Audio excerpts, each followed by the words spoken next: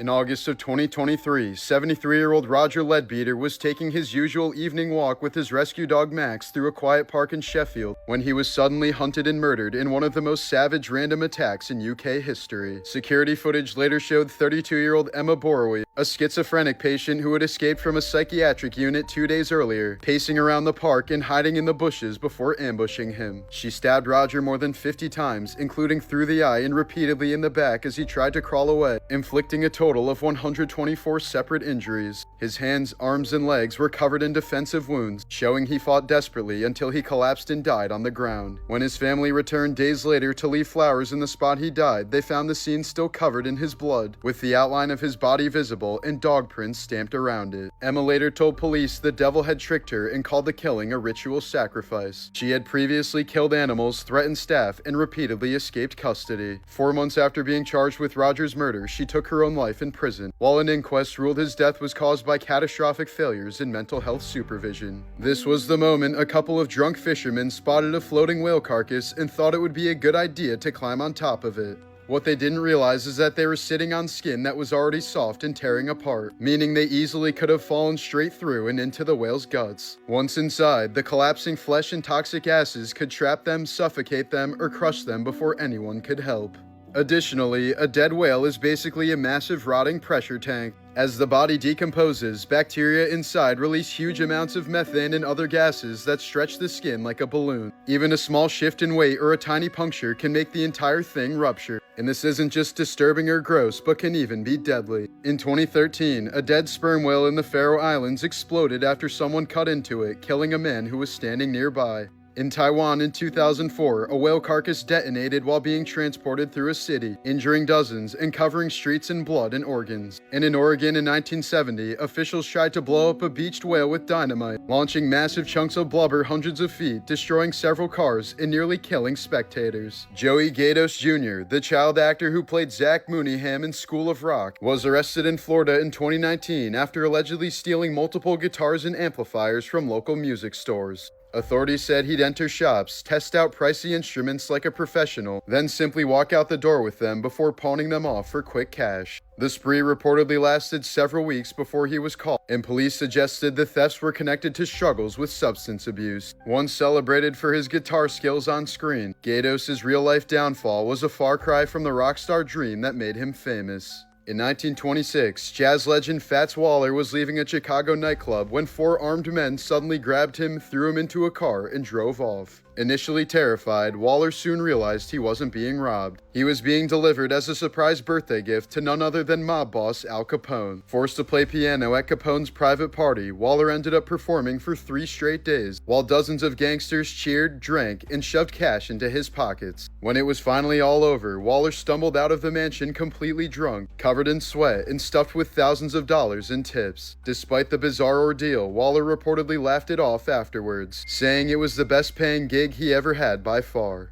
Child actor Kyle Massey, who played Corey Baxter in That's So Raven and Corey in the House, was once a family-friendly icon. But in 2019, a 13-year-old girl and her mother filed a lawsuit accusing Massey of sending her explicit photos, videos, and sexual messages. The girl had met Massey years earlier when she was just 4, after her mother introduced them on a set. According to the lawsuit, Massey later reconnected with her and promised to help launch her acting career. But 2 years later, prosecutors in Washington state charged Massey with immoral communication with a minor, after investigators found that he allegedly sent nude photos and videos to the same underage girl through Snapchat. Kyle never showed up to his court date and a warrant was issued for his arrest, but his lawyers later claimed he'd never been properly served. While Massey denied all allegations, the case effectively ended his acting career, leaving fans stunned that the goofy kid from Disney could end up being accused of something so disturbing. As of now, no conviction has been publicly reported, and the legal proceedings have faded quietly from headlines, but the case still remains a strange, unsettling fall from fame for one of Disney's once brightest faces. In the 1950s, doctors at Tulane University, led by Dr. Robert Heath, conducted one of the most disturbing neuroscience experiments in history. body. They implanted an electrode into a woman's brain, right in the region responsible for pleasure, and gave her a button that let her trigger it whenever she wanted. The result was terrifying. She began pressing the button non-stop for hours, then days, completely abandoning her family, her responsibilities, and even basic hygiene. She refused to eat or sleep, ignored everyone around her, and focused only on getting another jolt of artificial euphoria. She pressed it so obsessively that she developed an open, bleeding sore on her finger, but kept going anyway. When doctors finally took the device away, she begged them to give it back, became depressed and agitated, and even showed withdrawal-like symptoms because nothing in real life gave her pleasure anymore. The case horrified researchers so badly that human pleasure center experiments were largely shut down because it proved that if you could manually trigger happiness, it might destroy your ability to live without it.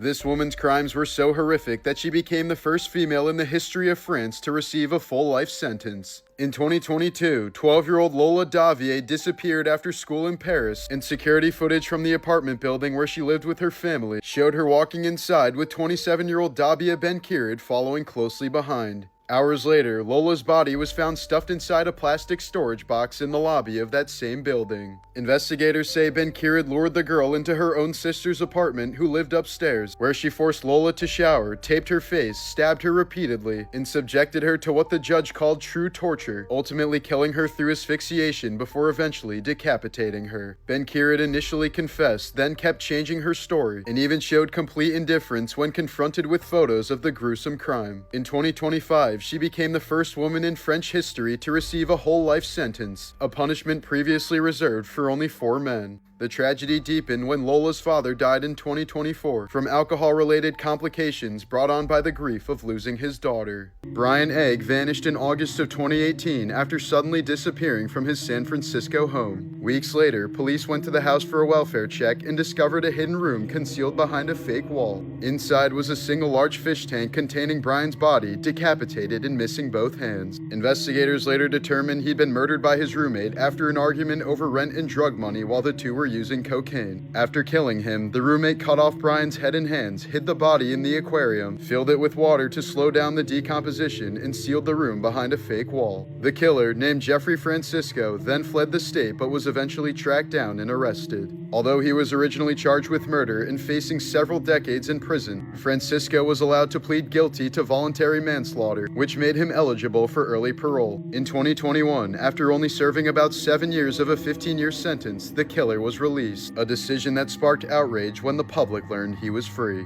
This little girl was diagnosed with dementia before she even turned 4. When Sophia Scott was 3 years old, her parents noticed her speaking and development were going backwards. The day before her 4th birthday, doctors told her family she had Sanfilippo syndrome, a rare genetic disease that prevents the body from breaking down certain sugars, causing them to build up in the brain and slowly destroy the nervous system. They were told there was no treatment and that she was unlikely to survive past her teenage years. Sophia developed mostly normally at first, but around age 6 she began to decline. Over time, she lost her speech, memory, and her ability to walk and care for herself. She later developed seizures, sleep apnea, scoliosis, bowel problems, and more than 30 different symptoms. Sanfilippo syndrome is often called childhood Alzheimer's, and most children begin showing symptoms between ages 1 and 4, usually dying in their teens. Now 15 years old, Sophia has lost much of her abilities. Her family continues searching for experimental treatment, but doctors believe it may be too late to reverse the damage. In the final stages of this disease, the brain forgets how to control basic functions like swallowing and breathing, and most patients die from complications such as pneumonia, respiratory failure, or cardiac arrest. This man is exactly why you should always lock your doors no matter what. Richard Chase, known as the Vampire of Sacramento, was a severely schizophrenic serial killer who believed his blood was drying up since he couldn't get his schlong up.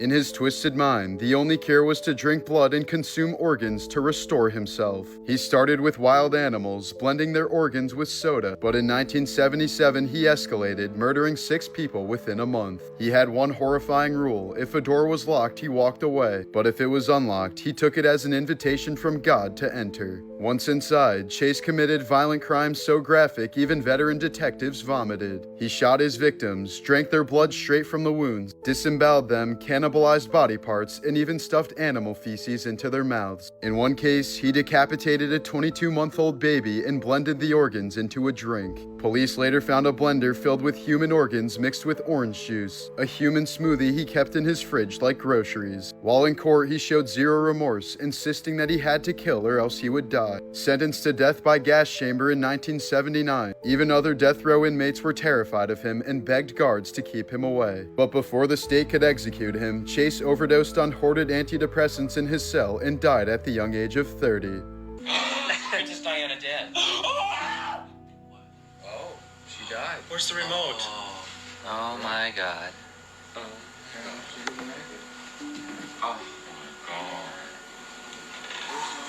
That was the moment a group of friends accidentally recorded the exact second the world learned Princess Diana was dead. In the early hours of August 31st, 1997, Princess Diana and Dottie Fayed left the Ritz Hotel in Paris after being followed by paparazzi. Their driver sped through the city, apparently trying to lose them, and lost control inside the Pont de l'Alma tunnel, slamming directly into a concrete support pillar. The impact killed the driver and Dottie Fayed instantly. Diana was pulled from the wreck alive and rushed to the hospital, where doctors desperately fought for hours to save her. At first, reports said she was only injured, and most people couldn't even fathom the idea that she might actually die. News stations described her condition as serious but stable, and the world waited for updates, not realizing how bad it really was. At 4 a.m., French officials confirmed she had died from massive internal injuries at just 36 years old. The news spread instantly as broadcasts were interrupted, radios were stopped, and millions woke up to headlines announcing the sudden death of the most famous woman on Earth. Within hours, crowds gathered outside Buckingham Palace, covering the gates with flowers and letters. One man in the car did survive the crash, Diana's bodyguard Trevor Rees-Jones. He was the only person wearing a seatbelt, but still broke just about every bone in his face, lost much of his memory, and later said the trauma haunted him for the rest of his life. Investigators later found that driver Henry Paul was heavily intoxicated and driving at extremely high speed. They also confirmed that Diana was not wearing a seatbelt, and experts believe that if she had been restrained, she likely would have survived. Her death became one of the largest public mourning events in world history, with over 2 billion people watching her funeral and an entire generation remembering exactly where they were when they heard of her passing. After her funeral, Diana was buried on a small island in the middle of a lake on her family's property in England. The grave is surrounded by water and trees and is not accessible to the public. While preparing for his Joker role in Suicide Squad, Jared Leto tried so hard to be edgy that he terrified his own castmates. He reportedly mailed them a dead pig, bullets, pornographic objects, and even a live rat. Some actors also claimed he sent used condoms, though Leto denied this, but multiple sources insist the gifts were so revolting that people genuinely felt unsafe around him. Despite all of his extreme method acting, most of Leto's scenes didn't even make the final movie. And when it finally came out, fans and critics agreed his Joker was one of the worst interpretations ever put on screen. In 1937, 20-year-old Patricia Douglas was hired for what she thought was a film job, only to be taken to a booze-filled MGM party where she was forced to drink and brutally raped by a salesman inside a car. Instead of taking hush money, she did the unthinkable for the era. She filed a lawsuit against MGM, publicly accusing the studio of covering up the crime. But she would find out the hard way that MGM was untouchable. They paid off witnesses, falsified medical records, smeared her as a drunken prostitute, stalked her, and blacklisted her from Hollywood. The case was dismissed, the press mocked her, and her life was completely destroyed. Patricia vanished from the public eye, and Hollywood buried her story for nearly 70 years, until the truth was finally uncovered after she died in 2003.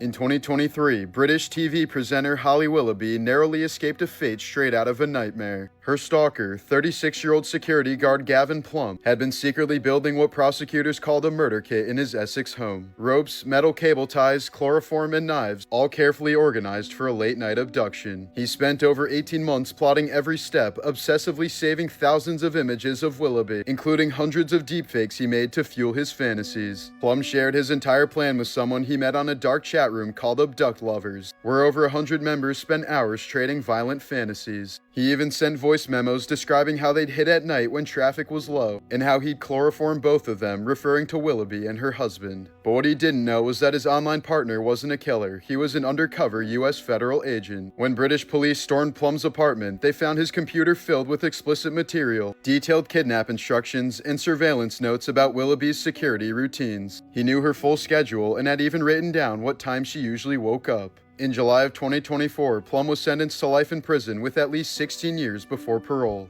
In 2023, an 18-year-old mother from Miami named Jasmine Paez was arrested after trying to hire a hitman to kill her 3-year-old son using a parody website called Rent-a-Hitman. Police say she filled out an online request form, uploaded a photo of her child, provided her address, and asked that the job be completed by the end of the week. In the message, she wrote that she wanted to get something done once and for all, and requested that her son be taken far, far away and possibly be killed. When investigators asked why she wanted her own son dead, Paez gave no real motive, only that she was overwhelmed and no longer wanted the responsibility of being a mother. The website's owner originally created Rent-a-Hitman as a joke, but after receiving hundreds of murder-for-hire requests over the years leading to multiple arrests, he now works closely with law enforcement and immediately reported Paez's request. Undercover officers posed as a hitman and arranged a meeting, where Paez allegedly confirmed she wanted the child dead. She was arrested and charged with solicitation to commit murder, and the boy was placed into protective custody unharmed.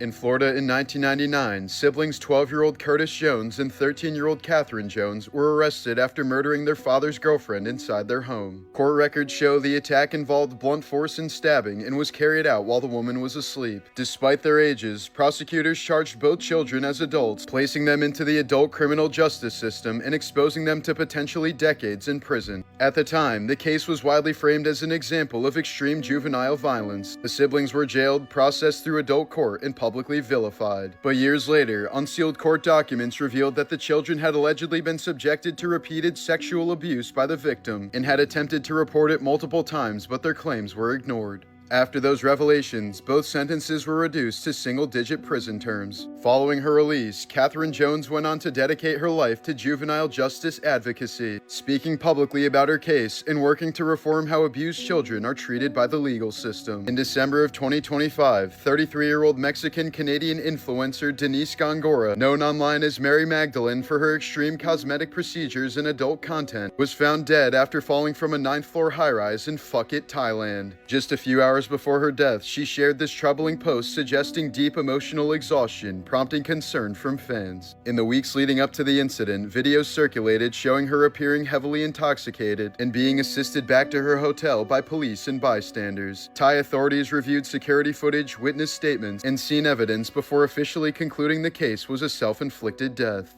Carolina Olsen, later nicknamed the Sleeping Beauty of Sweden, went to bed at age 14 on a small Swedish island in 1876 and effectively stayed asleep for the next 32 years. For decades, she lay unresponsive, barely speaking, rarely moving, and depending on others to feed and care for her. When she finally awakened in 1908, she reportedly believed it was the same day she had fallen asleep. Although doctors later noted brief moments of awareness during those years, Olsen experienced no sense of time passing, essentially sleeping half her life away. A terminally ill boy who loved horror movies found real comfort when a Jason Voorhees cosplayer visited him, giving him a rare moment of joy during some of his darkest days and proving that villains can be heroes too. After being knocked unconscious by a car, disabled British Navy veteran Alan Parton was saved by his service dog Endel. Without commands, Endel dragged him into the recovery position, retrieved his phone from under the vehicle, covered him with a blanket, and ran to a nearby hospital to get help. Endel later received the PDSA Gold Medal for animal bravery. Matthew Stanford Robinson was born in 1988 in Salt Lake City, Utah. At birth, he suffered a severe lack of oxygen that left him blind, mostly paralyzed, and expected to live for only a few hours. But miraculously, he lived 10.5 years, passing in February of 1999. In his memory, his father designed a unique headstone that shows Matthew rising out of his wheelchair with his arm reaching upward, a tribute to his spirit and a symbol of hope and freedom to those with disabilities.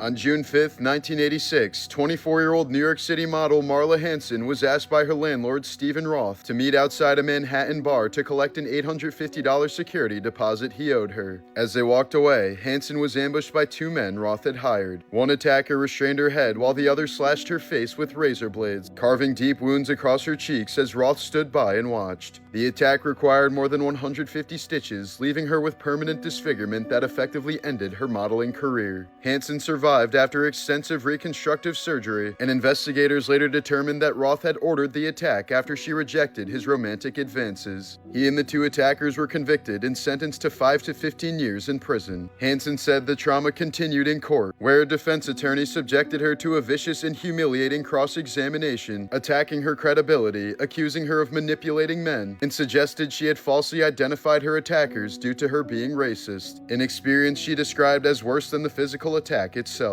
On December 11, 2002, 22-year-old Alan Menzies murdered his best friend, 21-year-old Thomas McKendrick, inside his home in West Lothian, Scotland. Menzies had become obsessed with the film Queen of the Damned, watching it more than 100 times, and later told police he believed the character Queen Akasha was visiting him and instructing him to kill for immortality. When McKendrick came over that morning, Menzies attacked him with knives and a hammer, claiming the violence was triggered after McKendrick insulted Akasha. After killing him, Menzies drank McKendrick's blood and ate part of his head, stating this was the necessary process to become a vampire. He then placed the body of his best friend in a wheelbarrow and buried it in a shallow grave, where it remained undiscovered for the next 6 weeks. In court, prosecutors revealed Menzies had a long history of serious violence starting at age 14, including multiple stabbings. He literally told the court, "If you don't murder somebody, you can't become a vampire." Menzies received a life sentence with at least 18 years before parole eligibility, but in 2004, less than 2 years after the murder, he was found dead in his prison cell. Here's a photo of Magda Goebbels with her 6 children, taken sometime before all 6 would be murdered by their own parents as Nazi Germany collapsed. Their father, Joseph Goebbels, wasn't just a high-ranking Nazi, but the architect of the regime's propaganda machine, a man responsible for saturating Germany with anti-Semitic hatred, glorifying mass murder, justifying the Holocaust, and convincing millions that extermination and total war were moral duties. He publicly called for the annihilation of Jews, celebrated civilian deaths, and demanded Germans to fight to extinction rather than surrender, even as cities burned and children starved. As Soviet forces closed in on Berlin in May of 1945, Goebbels remained fanatically loyal to Hitler, retreating with his family into the Führer bunker. There, Magda decided that her children could not live in a world without Nazism, poisoning each of them with cyanide as they slept. Real estate agent Todd Kohlhepp became known as the Amazon Review Killer after investigators uncovered sarcastic product reviews he had posted that referenced his real crimes. For years, he joked about using knives, chains, and shovels while remaining unidentified. In 2016, police traced the disappearance of Kayla Brown to his rural South Carolina property, where she was found alive, chained inside a shipping container after Kohlhepp had already murdered her boyfriend. A search of the land revealed multiple buried bodies, and Kohlhepp later confessed to killing 7 people between 2003 and 2016, including 4 victims in a long, cold motorcycle shop massacre. Kim Stanger is a criminal law researcher in Ohio who lives with an extremely rare neurological condition that leaves her with no sense of touch, pain, or temperature. Her peripheral nerves don't transit any sensory signals, meaning she cannot feel injuries, burns, or pressure on her body. Doctors have described her as the only living person documented with a complete loss of somatosensation at this level. As a result, Stanger must visually monitor her body at all times to avoid unknowingly injuring herself, as even severe wounds or extreme temperatures provide no physical warning. This was the moment influencer Clavicular was live streaming from Miami when a known stream sniper jumped onto the hood of his Cybertruck, filming and taunting him while refusing to move. Viewers alleged the man had been following and harassing Clavicular in the weeks beforehand and is a known stalker in the industry. Clavicular then accelerated and ran the man over as his passengers panicked and asked if the man had just been killed, as Clavicular responded hopefully. Oh my god. Oh my god.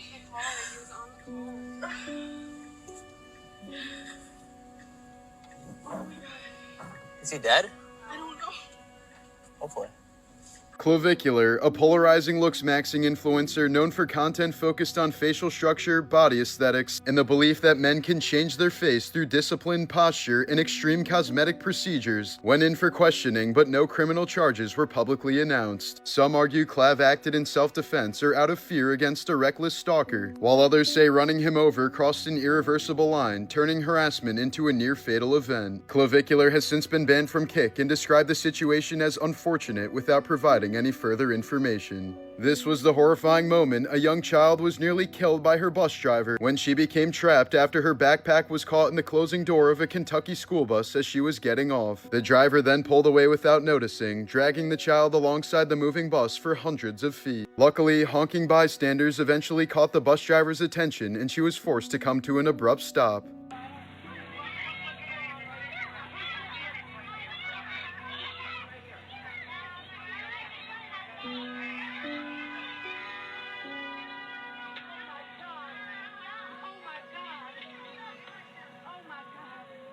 The girl suffered serious physical injuries including nerve damage, requiring nearly a dozen surgeries and skin grafts, along with lasting psychological trauma. Court filings noted that she was a special needs student and argued that the bus route, supervision, and safety procedures in place were not appropriate for her needs. The bus driver was removed from duty and later fired, and the school district acknowledged failures in safety oversight. Years later, the child, publicly identified as Allie Rednauer, is back on her feet but continues to deal with ongoing physical and emotional effects and continued medical care. The case ultimately ended with a nearly $5 million settlement, and Allie and her family have since spoken out, pushing for mandatory school bus safety upgrades and warning that without changes, another child could be seriously injured or killed in the same way.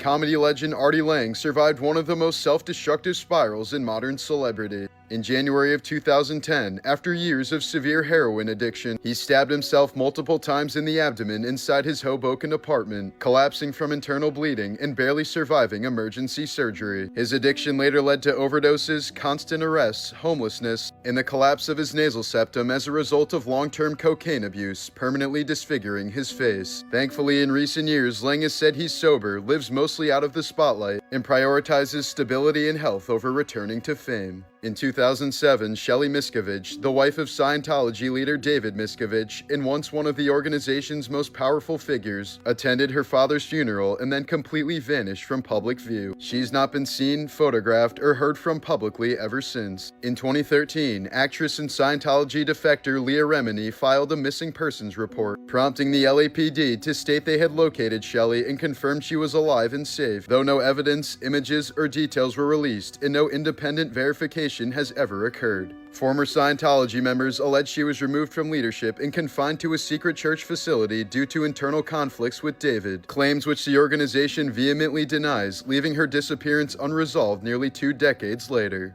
This photo shows 15-year-old Preston Porter Jr. reading a Bible as he's led by rope toward his own execution by a lynch mob in Colorado in 1900. He'd been held and tortured for 4 days, beaten until he finally confessed to killing a white girl after police told him his father and brother would also be lynched if he didn't comply. Still a child, Preston was denied a trial and handed over to a crowd that had already decided his fate. He was tied to a stake and burned alive in public as excited spectators watched. Despite the coerced confession, his age, and the brutality involved, Preston was never posthumously exonerated. No official apology was issued, no conviction was overturned, and no one was held accountable. This was the moment the gaming world lost an all-time legend. On December 21st, 2025, Vince Zampella, the 55-year-old co-founder of Respawn Entertainment and Infinity Ward, and one of the most influential figures in modern video games, died in a violent single-car accident on Angeles Crest Highway, a notoriously windy mountain road north of Los Angeles. Driving a 2026 Ferrari 296 GTS, the car veered off the scenic roadway just after exiting a tunnel, slammed into a concrete barrier, and erupted into flames, trapping Zampella in the burning wreckage as he was pronounced dead at the scene. A passenger was also ejected from the vehicle and later died at the hospital, their identity not yet released. The California Highway Patrol said the vehicle left the roadway for unknown reasons, and authorities have not yet disclosed whether speed, mechanical failure, or other factors played a role. Zampella's death comes just days before Christmas, shocking the gaming world and leaving his 3 children and ex-wife grieving, while studios across the industry are mourning the loss of a creative force whose work shaped franchises like Call of Duty, Titanfall, Apex Legends, and Battlefield. In September of 2000, Celtics legend Paul Pierce was stabbed 11 times during a bar fight in Boston. He suffered wounds to his face, neck, and back, but despite nearly dying and undergoing surgery to repair serious damage to his lungs, Pierce was the only Celtics player to play in all 82 games the following season. I don't know what's happening, I'm sorry. Years later, Pierce revealed that he was severely depressed after the stabbing, dealing with constant paranoia over crowds and PTSD from the near-death experience. In 1951, Edward Harrison was playing a round of golf in Washington State when his driver snap and the shaft pierced his gooch. He staggered in excruciating pain for about 100 yards before collapsing and bleeding out. In 2001, a Canadian man was staying over his mother's house so he could attend his father's funeral. While cleaning the kitchen, he apparently tripped over the open dishwasher door and fell onto the rack of knives that were standing upwards. He was impaled by several knives and eventually succumbed to his wounds.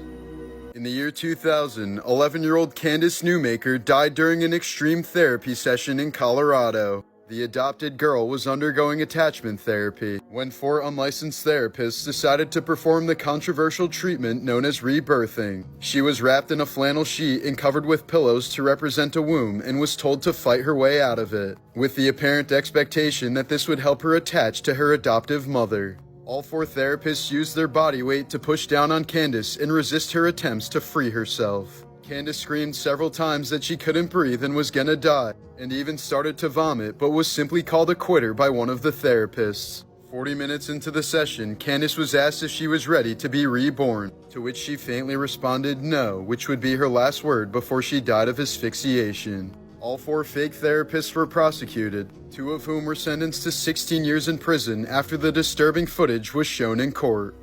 In 1998, Lenny Derickson was eating breakfast with his 19-year-old son when a stranger suddenly showed up at their Oklahoma farm. Lenny went out and spoke with the man for several minutes, before coming back inside and telling his son that the man wanted to look at one of his stud horses. But after leaving his home in the man's truck, Lenny never returned. He was apparently seen having lunch with the stranger at a local coffee shop a few hours later, but the trail went cold as the stud horse that Lenny mentioned was never visited that day. 6 months later, someone called 911 claiming he saw Lenny at a local bar, but he was gone before police could get there. The case remains unsolved to this day. In New Brunswick, Canada in 2013, 2 little boys were strangled to death by a 100-pound python while at a sleepover at their friend's house. The snake apparently snuck into the apartment through a vent connected to a pet shop below the boys' room. Experts claimed it's highly unlikely for a python to just go on a human killing spree, but the boys had gone to a petting zoo earlier in the day, so they may have smelled like food to the snake. The snake was euthanized, and the snake's owner was eventually found not guilty of negligent homicide. This was the last photo ever taken of Marco Siffredi, the first man to descend Mount Everest on a snowboard. He was attempting his second descent in 2002 when Sherpas urged him not to go due to bad weather conditions, but Siffredi ignored their warnings and was never seen again. In 1999, Little League baseball player Kevin Stephen was hit in the chest by a baseball bat, causing his heart to suddenly stop. Luckily, off-duty nurse Penny Brown was in attendance and saved the boy's life by giving him CPR. 7 years later, Penny Brown was choking at a restaurant when one of the workers rushed over to give her the Heimlich maneuver, thus saving her life. That worker was Kevin Stephen. Jacques Hebert was a revolutionary French journalist during the Reign of Terror, who was heavily in favor of beheading anyone who disagreed with his radical views. After he accused Marie Antoinette of incest with her son, Hebert was sentenced to death via guillotine. He reportedly fainted several times on the way to his execution and screamed hysterically when placed under the blade. To amuse the crowd and make a statement, the executioners rigged the blade to stop inches from Hebert's neck. They did this 3 times before finally executing him on the 4th attempt. Here's a photo of Marine Sergeant Tyler Ziegel and his partner Renee Klein on their wedding day in 2006, before she would end up divorcing him just 1 year later due to his disfigurement. While on tour in Iraq, Ziegel was critically injured in a suicide bombing, losing his left hand, 3 fingers on his right hand, part of his skull, and sight in one eye, while his ears, nose, and lips were completely burnt off. Unable to work, he relied on benefits from the VA, but they paid him much less than expected, so he struggled financially. In 2012, Ziegel tragically died from an overdose on morphine and alcohol at the young age of 30. In 2023, a 17-year-old high school student from Florida died from an allergic reaction to pistachio nuts. She reportedly asked the staff if the baklava being served contained any nuts and was told no, despite baklava always being made with nuts. The girl immediately started showing signs of a severe reaction and was allowed to leave school to pick up some Benadryl from a local pharmacy, but the school never called 911. The teenager soon went into anaphylactic shock, slipped into a coma, and tragically passed away. Her family is now suing the school for $50,000 for their critical negligence. Ariana Grande reportedly has a longtime stalker named Paige Neiman who tries to impersonate the famous singer. She's been obsessed with Grande since she was 12 years old and has allegedly undergone several plastic surgeries to look like her despite being only 20 years old. When the Titanic sank, the richest passenger on board was business mogul John Jacob Astor IV, who had enough money in his bank account to build 30 Titanics. He ended up giving up his spot in the final lifeboat to instead save the lives of a random woman and her daughter. These were the last photos of Garrett Miller taken just minutes before a soccer goalpost tipped over and struck him in the head, killing him instantly. In 2013, a family dog named Killian was protecting a baby boy from an abusive babysitter by standing between them and growling at her. This made the boy's parents suspicious of the babysitter, so they hid a recording device under the couch and heard her swearing at the baby while possibly shaking and slapping him. The sitter eventually pleaded guilty to assault and battery of a child and was sentenced to 3 years in prison. Martha Stewart once dated Anthony Hopkins but broke it off with him after watching The Silence of the Lambs. She says she couldn't separate Hopkins from his cannibalistic character Hannibal Lecter.